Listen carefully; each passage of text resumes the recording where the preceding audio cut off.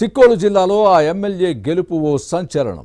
సొంత సామాజిక వర్గం లేకపోయినా పార్టీ బలం అంతంత మాత్రమే అయినా భారీ విజయాన్ని నమోదు చేసుకున్నారు. అయితే దీనిని జీర్ణించుకోలేని వైసీపీ చీప్ పాలిటిక్స్కు తెరలేపింది. నిరాధార ఆరోపణలు చేస్తూ ఆ శాసనసభ్యుడిని బద్నాం చేసే ప్రయత్నాలు ప్రారంభించింది.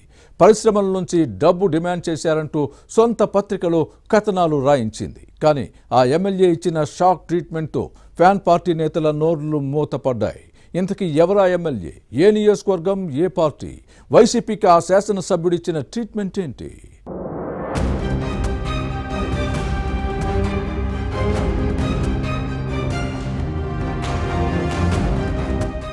శ్రీకాకుళం జిల్లాలో వైసీపీ వైట్ వాష్ అయింది. కూటమి పార్టీలు క్లీన్ స్వీప్ చేయడంతో దిమ్మ తిరిగి బొమ్మ కనిపించింది. ఓటమి షాక్ లో ఉన్న ఫ్యాన్ పార్టీ ఇప్పుడు చీప్ పాలిటిక్స్ కు తెరలేపింది. కూటమి పార్టీల ఎమ్మెల్యేలు ఇంకా పూర్తిగా నియోజకవర్గాల్లో పర్యటించలేదు. కానీ వైసీపీ తన సొంత పత్రికల్లో శాసనసభ్యులపై వ్యతిరేక వార్తలు రాయిస్తూ చిచ్చుపెట్టే ప్రయత్నం చేస్తోంది. అసెంబ్లీలో కనీసం ప్రతిపక్ష హోదా కూడా దక్కించుకోలేదు. కేవలం 11 సీట్లకే పరిమితమైంది. కూటమి పార్టీల ఎమ్మెల్యేలకు వ్యతిరేకంగా వైసీపీ నేతలు రాయిస్తున్న వార్తలపై ప్రజలు ఫైర్ అవుతున్నారు.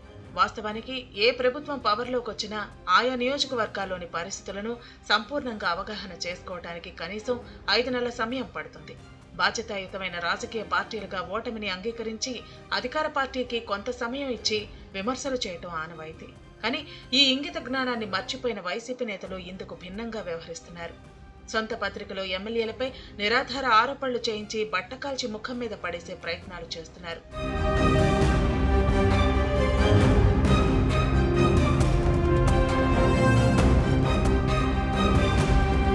శ్రీకాకుళం జిల్లా ఎచ్చర్ల బీజేపీ ఎమ్మెల్యే ఈశ్వరరావు భారీ మెజార్టీతో గెలిచారు. వాస్తవానికి కమలం పార్టీకి ఇక్కడ అంతగా పట్టులేదు.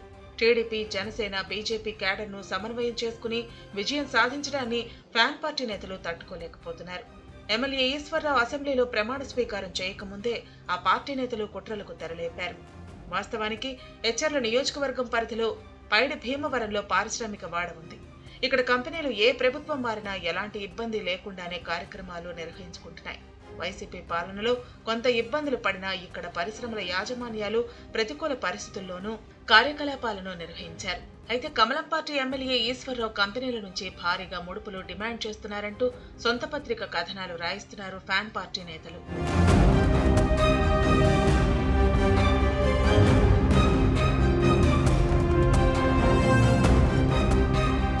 వాస్తవానికి ఈశ్వరరావుకు ఎచ్చర్ల నియోజకవర్గంలో ప్రత్యేక గుర్తింపు ఉంది. ఉన్నత చదువులు చదివి ఇతర ప్రాంతాల్లో ఉద్యోగాలు చేసిన ఈయన సొంత గ్రామానికి సేవ చేయాలన్న ఉద్దేశంతో ఇక్కడికి వచ్చారు. అప్పటి నుంచి ఈ ఏరియాలో వివిధ సేవా కార్యక్రమాలు చేస్తూ ప్రజలకు చేరువయ్యారు. మొదట టీడీపీలో రాజకీయ అరంగేట్రం చేసి తదనంతర పరిణామాల్లో కమలం పార్టీ గూటికి చేరారు. తనకున్న పలుకుబడితో ఎమ్మెల్యే సీటు తెచ్చుకుని వైసీపీ అభ్యర్థి గొల్లె కిరణ్ పై భారీ విజయాన్ని నమోదు చేసుకున్నారు. అయితే టీడీపీలో ఉన్న సమయంలో ఈశ్వరరావు స్థానికులకు ఉపాధి కల్పించాలంటూ కంపెనీలపై పోరాటం చేశారు.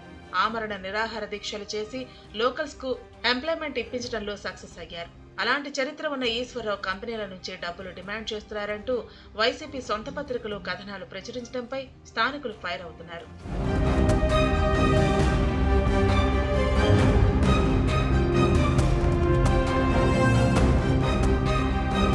ఎచ్చర్ల ఎమ్మెల్యే ఈశ్వరరావుది రణస్థలం మండలం బంటుపల్లి పంచాయతీ.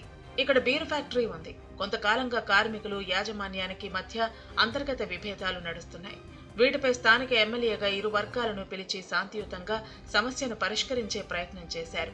అయితే ఈ క్రమంలో బీరు ఫ్యాక్టరీ యాజమాన్యం కార్మికుల విషయంలో వ్యవహరిస్తున్న తీరుపై కాస్త అసహనం వ్యక్తం చేశారు.